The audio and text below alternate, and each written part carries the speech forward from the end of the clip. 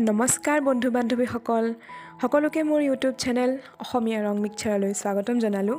আজি একদম এটা নতুন বিষয়ৰ ভিডিঅ' লগত লৈ আপোনালোকৰ মাজলৈ আহিলোঁ। আজি ভিডিঅ'টোত মই নিজে জনা এটা বিষয় আপোনালোকক শিকাবলৈ চেষ্টা কৰিম। আশা কৰোঁ ভিডিঅ'টোৱে আপোনালোকক অলপ হ'লেও সহায় আগবঢ়াব। আজি আপোনালোকক শিকাম ইউটিউব চেনেল কেনেকৈ ডিলিট কৰে। ধৰি লওক আপুনি এটা ইউটিউব চেনেল খুলিছিলে, আপুনি চেনেলটো আগবঢ়াব বিচাৰিছিলে, কিন্তু কিছুমান বিশেষ সমস্যাৰ বাবে আপুনি চেনেলটো আগবঢ়াব পৰা নাই বা আপুনি চেনেলটো ডিলিট কৰিব বিচাৰে, কিন্তু ডাইৰেক্ট ইউটিউবত গৈ আপুনি চেনেলটো ডিলিট কৰিব নোৱাৰে। তাৰ কাৰণে আমি কিছুমান বিশেষ কাম কৰিবলগীয়া হয়। সেই কামখিনি মই আপোনালোকক ষ্টেপ বাই ষ্টেপ এই ভিডিঅ'টোৰ জৰিয়তে শিকাইছোঁ। গতিকে আহকচোন আজিৰ ভিডিঅ'টো আমি আৰম্ভ কৰোঁ। একেবাৰে প্ৰথমতে আপুনি নিজৰ ইউটিউব এপছটো অ'পেন কৰি ল'ব। তাৰ পাছত আপুনি ডিলিট কৰিব বিচৰা চেনেলটোৰ আইকনত টাচ কৰিব।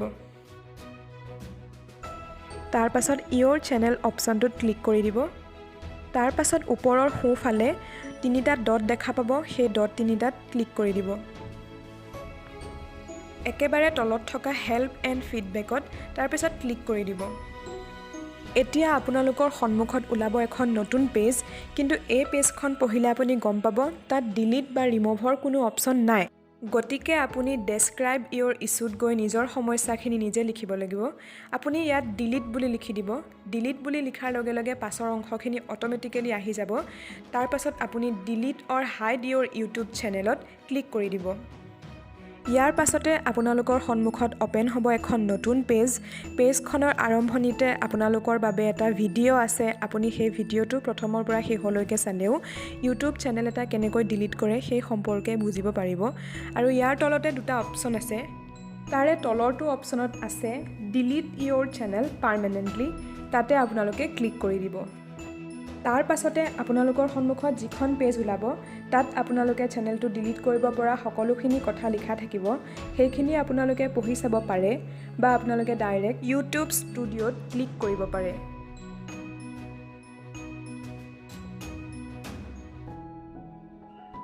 অলপ সময় লোডিং হোৱাৰ পাছত আপোনালোকৰ সন্মুখলৈ আহিব এইখন পেজ। এইখন পেজৰ একেবাৰে বাওঁফালৰ তললৈ আপোনালোকে দেখা পাব ছেটিংছৰ অপশ্যনটো। সেই ছেটিংছৰ অপশ্যনটোত আপোনালোকে ইয়াৰ পাছতে ক্লিক কৰিব লাগিব। তাৰ পাছতে চেনেল অপশ্যনটোত ক্লিক কৰি দিব। এতিয়া আপোনালোকৰ সন্মুখত থাকিব ছেটিংছৰ তিনিটা অপশ্যন। সেই তিনিটা অপশ্যনৰে মাজৰ যিটো অপশ্যন এডভান্স ছেটিংছ, সেই ছেটিংছটোত আপোনালোকে ক্লিক কৰি ল'ব।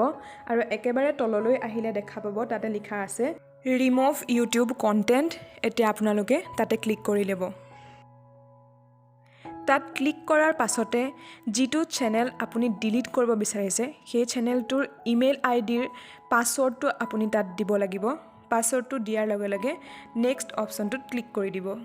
এই পেজখনৰ একেবাৰে তললৈ মন কৰিলে আপুনি দেখিব তাত লিখা আছে I want to permanently delete my content. আপুনি ডিলিট কৰিব বিচৰা চেনেলটোৰ লগতে আপুনি সেই চেনেলটোৰ পৰা যদি কাৰোবাক লাইক কৰিছিলে, ছাবস্ক্ৰাইব কৰিছিলে, কমেণ্ট কৰিছিলে, সেই সকলোসমূহ ডিলিট হোৱাৰ লগতে আপুনি যদি চেনেলটোত কিবা ভিডিঅ' আপলোড কৰিছিলে সেইসমূহো ডিলিট হৈ যাব। আপুনি যদি এই অপশ্যনখিনিত এগ্ৰী হয় তেন্তে ওপৰত দেখা সৰু বক্সটোত ক্লিক কৰি দিব আৰু লগতে একেবাৰে তলত থকা ডিলিট মাই কণ্টেণ্ট অপশ্যনটোতো ক্লিক কৰি দিব। এতিয়া আপুনি চেনেলটো ডিলিট কৰিবৰ বাবে একেবাৰে শেষৰটো কাম কৰিব লাগিব। ইয়াত আপুনি ডিলিট কৰিব বিচৰা চেনেলটোৰ ইমেইল আইডিটো দিব লাগিব। ইমেইল আইডিটো দিয়াৰ লগে লগে আপুনি একেবাৰে তলত দেখা পোৱা ডিলিট মাই কণ্টেণ্ট অপশ্যনটোত ক্লিক কৰি দিব। ইয়ৰ কণ্টেণ্ট ইজ বেইং ডিলিটেড, অৰ্থাৎ আপোনাৰ ইউটিউব চেনেলটো ইতিমধ্যে ডিলিট হৈ গৈছে। এটা ইউটিউব চেনেল ডিলিট কৰাৰ প্ৰক্ৰিয়া ইমানেই। যদি ভিডিঅ'টো ভাল লাগিল তেন্তে লাইক আৰু কমেণ্ট কৰিব। মোৰ চেনেলটো ছাবস্ক্ৰাইব কৰি বেল আইকনটো দবাই দিব।